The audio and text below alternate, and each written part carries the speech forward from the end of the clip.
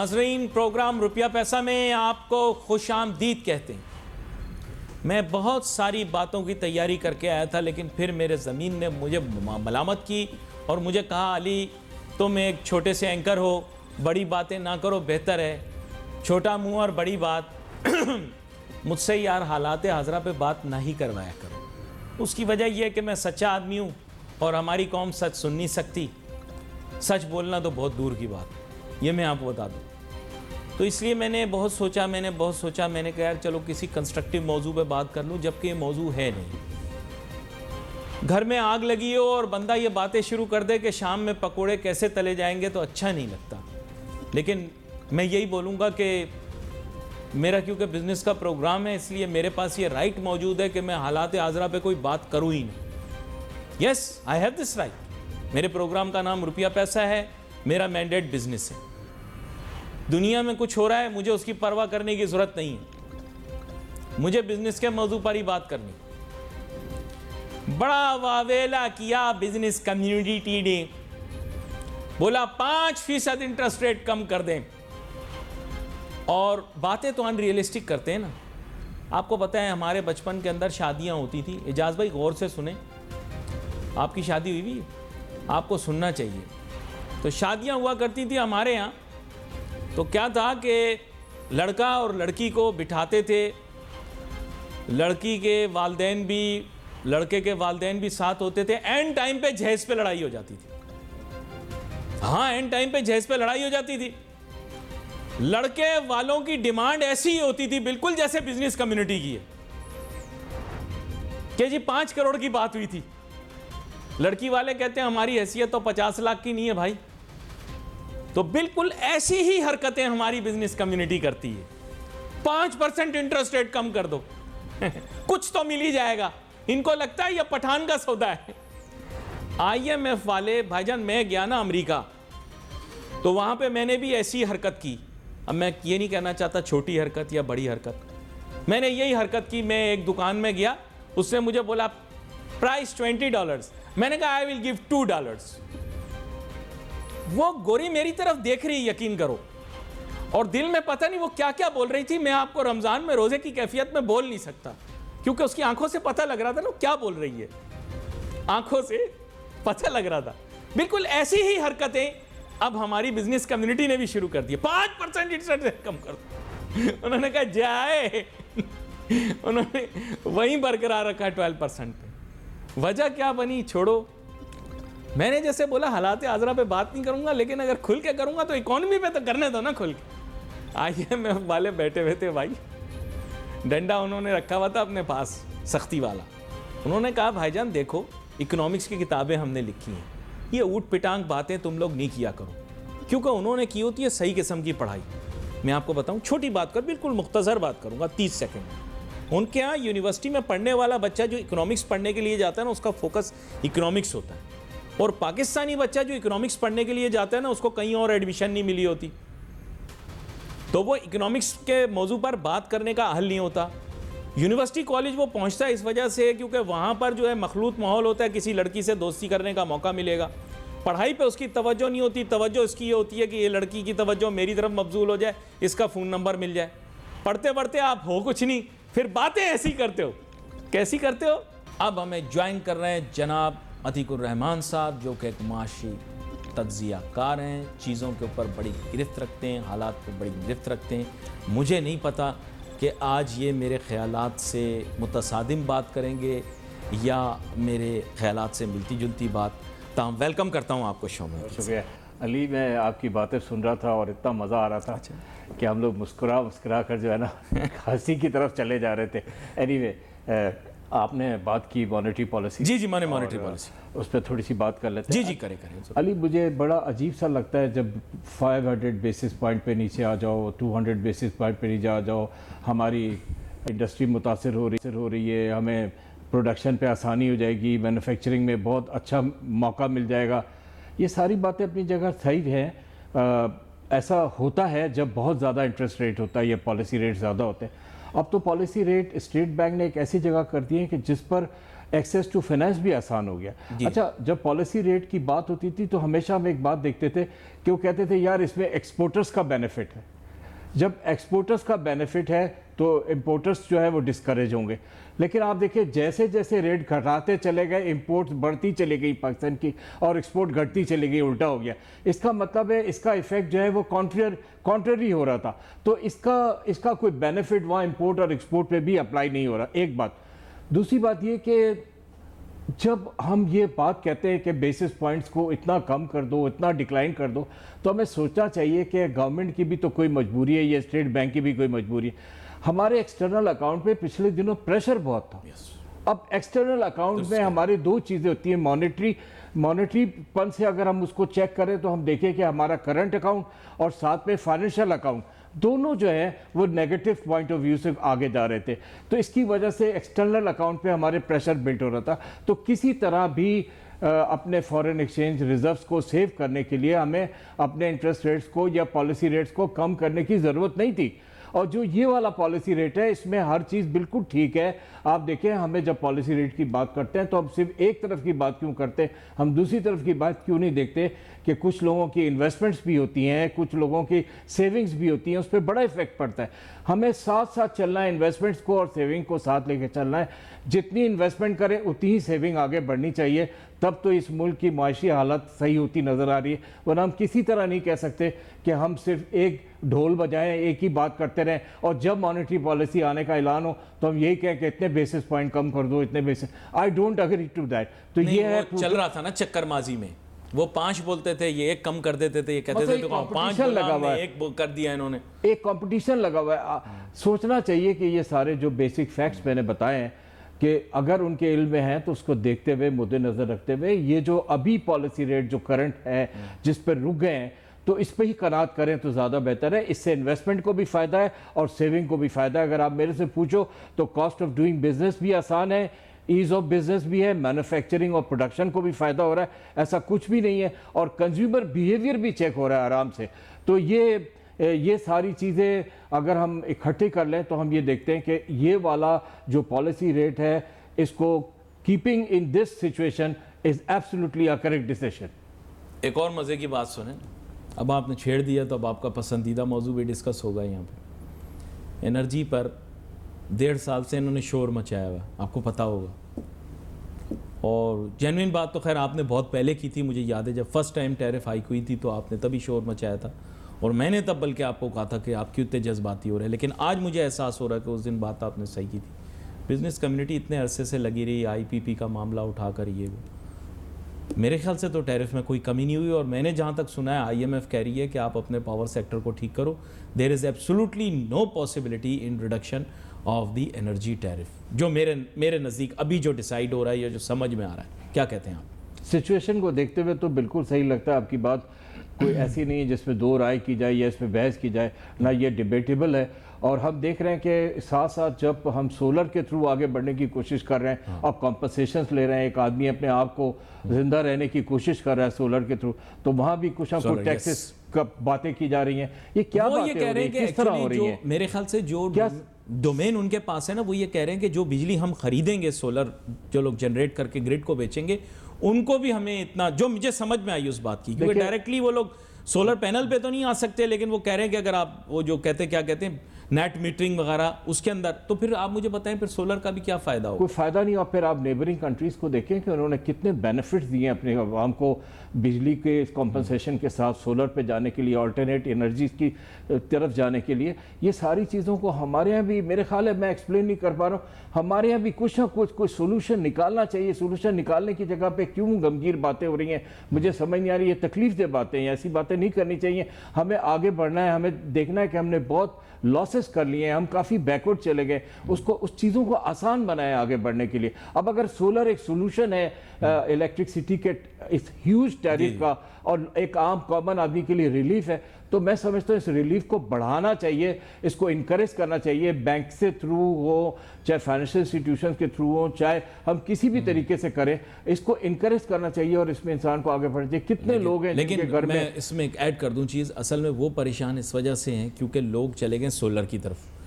यानी conventional power plant लोग से क्या करें, लोग नहीं मजबूर है, ले। सोलर हाँ, पे तो ये जाएंगे ना, अपने कंपनियों से उधार ले लेके, अपने जहां जहां नौकरियां कर रहे हैं वहां से उधार ले लेके सोलर लगवा रहे हैं कि इतने बड़े बड़े इतने ह्यूज बिल से इनकी जान छूट जाए, जिसमें हम आम अल्फाजों में of course. कहते थे कि तनख्वाह से ज्यादा तो बिल आता है बिजली का। I agree. तो ये कैसे होगी जिंदगी, उसके तो एक खुदकशी के मुतारिफ है ये बिजली के जो टैरिफ्स हैं। अब इसको हम कम नहीं कर पा रहे बेशक, और मुझे आने वाले दिनों में कोई ऐसी सूरत हाल नजर नहीं आती, खुदा करे ऐसा कुछ हो जाए नहीं, कि हमारे लॉजिकल बात टैरिफ है कम हो जाए। लेकिन आपकी बात बिल्कुल सही है। मैं नहीं, अभी जो टीम के साथ डायलॉग हुआ है, देखें उसके अहम नुकात के अंदर मेरी भी नज़र पड़ी उस दिन के सोलर के मुतालिक। उन लोगों ने अपनी राय दी है, क्योंकि जाहिर बात है उन्होंने देखा है पाकिस्तान में सोलर कंजम्पशन बढ़ गई है और कन्वेंशनल कंजम्पशन की तरफ रुझान कम हो गया। इस तक के अब आप देखें कि कराची के अंदर कच्ची आबादियों के अंदर भी बिल्डिंगों पे सोलर लग गए हैं, और कराची में घरों पर पूरे कराची के अंदर घरों के ऊपर सोलर ये लगते अच्छा जा रहे साइन हैं। है, ये बहुत इंकरेजिंग साइन है। ये बहुत अच्छा एक एडवांस साइन है, बहुत इंप्रूवमेंट है ये चीज़ों की, और ये अपने आप से जीना सीखने की कोई कोशिश है। और क्या करें आप मुझे बताएं। काबिल सताइश है, जिसे मानना चाहिए, अप्रिशिएट करना चाहिए। आपने वर्ड्स यूज़ किए थे, मुझे याद है आज 2 साल पहले जब टैरिफ के अंदर हाइक आई थी, आपने बोला था ये अनबेरेबल है। अनबियरेबल तो है, अनबियरेबल है तो जाहिर बात है जो मैं अपने अल्फाज में बयान नहीं कर सकता। ये बिजली के टैरिफ की वजह से फिर समर आ रहा है, गर्मी आ रही है, तो लोग क्या पंखा नहीं चलाएंगे, क्या जिंदा नहीं रहेंगे, क्या होगा, किस तरह करेंगे? दैट इज अ वेरी इस टैरिफ पे अगर जिंदा रहना है तो कैसे रह सकते हैं? फिर वही परेशानी। असल में हमें लगा दिया लाल बत्ती के पीछे आईपीपी की, क्या आईपीपीज ये होंगे और आईपीपीज जो हैं वो ख़राब हैं, और सारी दुनिया के अंदर जितनी खराबियां आईपीपीज की वजह से हैं। मेरे ख्याल से इस तरह की बातें करने से कौम को गुमराह करने की कोशिश की गई, टाइम भी बहुत वेस्ट हुआ। अच्छा, यहाँ पर एक अहम नुक्ता है, रह ना जाए वो पहले डिस्कस कर लें, फिर ये बात है। डेयरी सेक्टर के ऊपर प्रोग्राम से पहले भी हमारी डिस्कशन हो रही थी, आप बता रहे थे कोई टैक्स इम्प्लीकेशन आई है, ज़रा सा वो मुझे बता दें, फिर उसके बाद आगे बढ़ते। देखिए, बात यह है कि अली बिल्कुल क्लियर बात है, और 2+2=4। हमारी कौम को उन सेक्टर्स पे मेहनत करने की ज़रूरत है जो कुदरत ने उसे नवाजें। मैं हमेशा मैरी टाइम पे, लेकिन वो लंबी बात होती है, अब इससे हटकर बात करते हैं। मैं कहता हूँ कि हमारे पास 2 सेक्टर्स और भी ऐसे जिससे अल्लाह ताला ने हमें इतना नवाजा है कि अगर हम उस पर थोड़ा सा ध्यान दे लें तो हम अपने जो इकोनॉमिक प्रॉब्लम्स हैं, जो एंग्जाइटीज़ हैं हमारी इकोनॉमिक की, वो कंटिन्यू नहीं रहेंगी, वो कम हो जाएंगी। उसमें live stock and dairy farming ऐसे सब्जेक्ट्स हैं, ये एक इंडस्ट्री का दर्जा रखते हैं।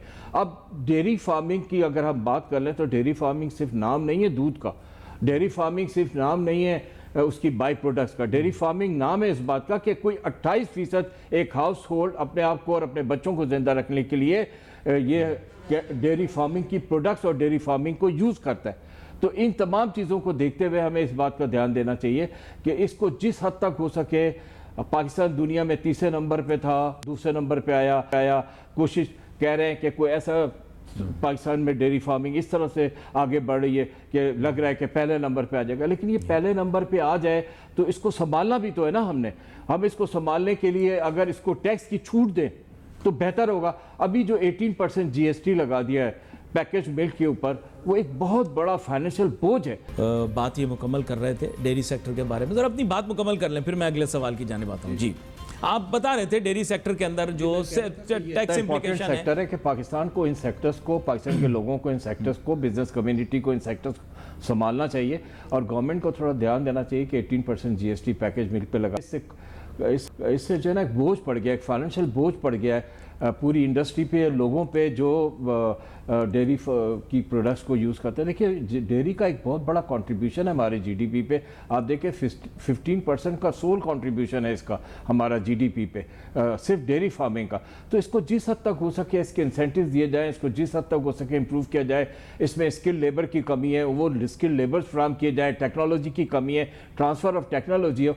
ठीक है, आपने टैक्स बढ़ाना है, मैं एक बात कहता हूँ, आप इंपोर्टेड डेयरी प्रोडक्ट्स पे आप टैक्स लगा लो बेशक, लेकिन जो लोकल हमारी बेहतरीन डेयरी प्रोडक्ट्स हैं आप उनको टैक्स से फारिग कर दो, उसको ज़ीरो रेटेड कर दो, ताकि ये इंडस्ट्री बहुत ज़्यादा फ़रोग पा सके। और पाकिस्तान को अपने अल्टरनेटिव चैनल्स पे काम करने की सख्त ज़रूरत है, अपनी बिजनेस की और इकनॉमी की ग्रोथ पे। हम सिर्फ इंडस्ट्रीज़ और मैन्युफैक्चरिंग को या एग्रीकल्चर को नहीं देख सकते, इन सब का पोटेंशियल देख लें तो आप देखें कि मेजॉरिटी जो रूरल फार्मर्स वगैरह इन्वॉल्व हैं, हर एक के घर में गाय भैंस बकरी होती है और वो डेयरी फार्मिंग में है।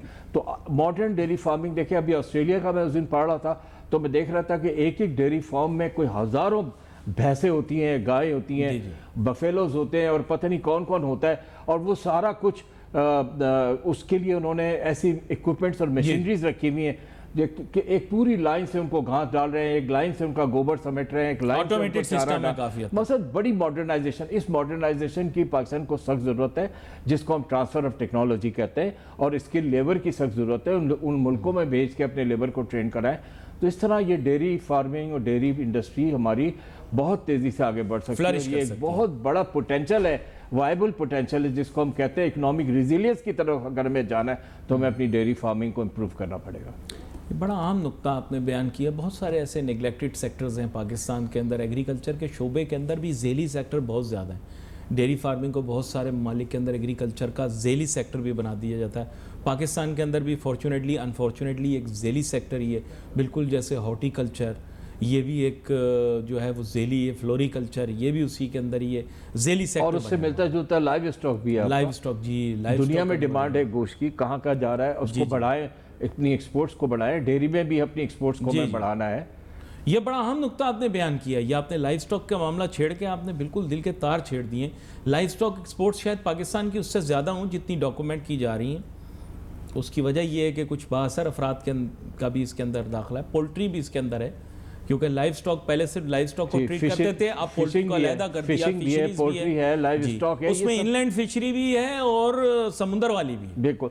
और अनफॉर्चुनेटली मैं ये कहूँगा कि आपने हाईलाइट किया, बहुत कम बिजनेसमैन आते हैं जो हाईलाइट करते हैं। इसमें मैं एक चीज़ अगर ऐड नहीं करूँ तो मुझे अच्छा नहीं लगेगा। आप फिशरीज की बात कर रहे हैं जब, तो उसमें एक्वा कल्चर को लेना बहुत ज़रूरी है। मैरीटाइम का एक बहुत बड़ा हिस्सा है, क्योंकि हमारे पास अगर समुद्र में देखा जाए तो हमारी मछलियाँ काफ़ी कम हो गई हैं, तो हमें एक्वा कल्चर के थ्रू अपनी जो है ना प्रोडक्शन झींगे की और फिशरीज की करनी होती है। तो बातें ये सारी सिर्फ इसलिए हो रही हैं कि कौम को ये बताने की कोशिश की जा रही है कि अल्टरनेट्स इतने मौजूद हैं हमारे पास, और गवर्नमेंट अगर टैक्सेस लगाने के बजाय उन पर इंसेंटिव्स दे तो ज़्यादा बेहतर होगा। ये गुजारिशात हैं। बड़ी अहम आपने बात की, माजरत मैं जो बात आप कर रहे हैं उसमें अहमियत तलब एक चीज़ ये भी है, मैं आपको बताता चलूँ कुछ पायलट प्रोजेक्ट शुरू हुए हैं साउथ पंजाब के अंदर। आपको मैं बताता चलूँ कि एक्वाकल्चर के हिसाब से काफ़ी काम हुआ है, और जो आप बयान कर रहे हैं श्रिम्प्स का, श्रिम्प फार्मिंग के ऊपर काम हुआ है, जिसके लिए मैं बहुत ग्रेटफुल भी हूँ। मरियम नवाज शरीफ साहिबा का काफ़ी कोशिश कर रही हैं। She is trying to make an improvement, Absolutely. I would say and a big improvement on the past, क्योंकि उनको पता भी है पॉलिटिकली भी उनके लिए इम्पोर्टेंट है, और उसके अलावा वैसे भी पूरे मुल्क के लिए भी ज़रूरी है। आई थिंक सूबा सिंध के अंदर भी कुछ काम हो रहा है, लेकिन पेस शायद उतना नहीं है।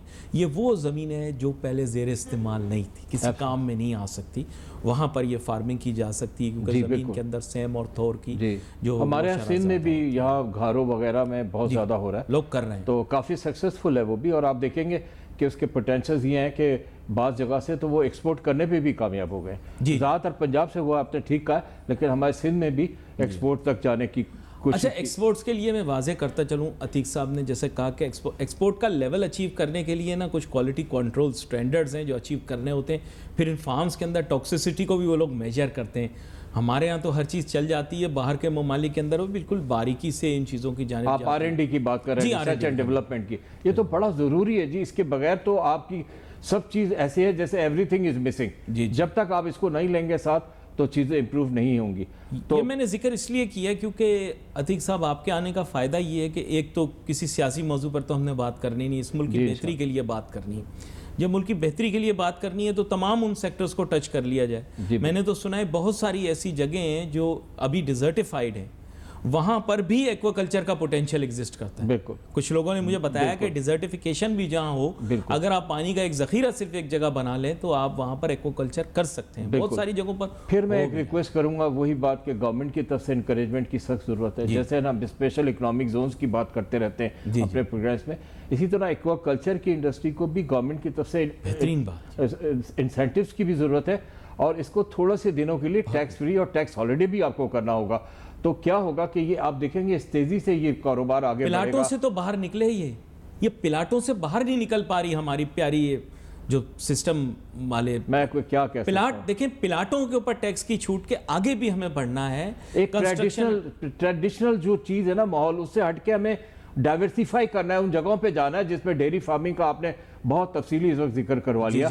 तो उससे क्या है कि ये ऐसे इंसेंटिव्स हैं, रिजिलियंस हैं ये एक तरह के, जो हमें इकोनॉमिक में जो प्रॉब्लम्स हैं उनसे हमें बाहर अच्छा, निकालने ऐसे नहीं कि लोग काम नहीं कर रहे, लोग काम कर रहे हैं। मैं जानबूझ के नाम नहीं ले रहा। साउथ पंजाब के एक बहुत बड़े पॉलिटिशियन हैं, अब now turn businessman also, he is very successful businessman, माजी के अंदर हुकूमतों में वजीर भी रहे हैं। उनका बहुत ज़बरदस्त, कहते हैं उनका जो डेयरी फार्म है इंटरनेशनल स्टैंडर्ड्स के ऊपर बना हुआ डेयरी फार्म ऐसे बहुत है, सारे। मिल्क के लिए भी और उसके अलावा लाइफ स्टॉक ब्रीडिंग के लिए भी उनके पास बहुत आउट क्लास। और इस दफ़ा मैं हुकूमत पंजाब को ये भी एक खराज तहसीन पेश करूंगा कि हॉर्स एंड कैटल शो हुआ बड़े सालों के बाद, पता नहीं आपने देखा, बहुत बड़े पैमाने पर हॉर्स एंड कैटल शो हुआ।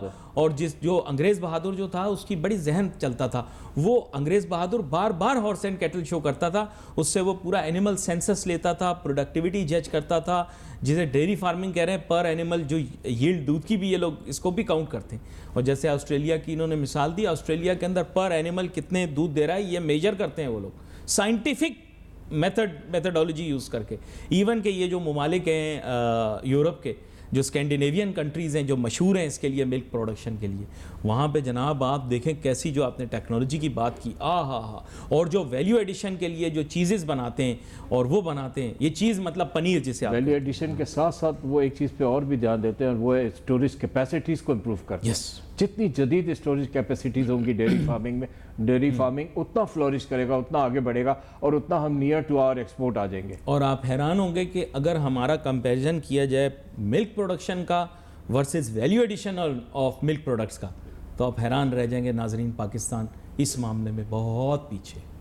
जो वैल्यू एडिड प्रोडक्ट्स हैं आप रोज़ाना अपने घरों में इस्तेमाल करते हैं, उसमें बटर, घी, चीज़, या जिसे हमारे यहाँ मुकामी तौर पर पनीर कहा जाता है, उसके अलावा मल्टीपल और प्रोडक्ट्स हैं जिनके बारे में आपको तसव्वुर भी नहीं होगा कि वो क्या क्या जो है वो इनके अंदर तासीर रखी गई है इस दूध के। खैर ये तो एक मामला टोटली डेयरी की तरफ चला गया, लेकिन चूंकि सेक्टर इतना ब्रॉड है, आगे आने वाले दिनों के अंदर मैरी टाइम पे भी हम बात करेंगे नाजरीन।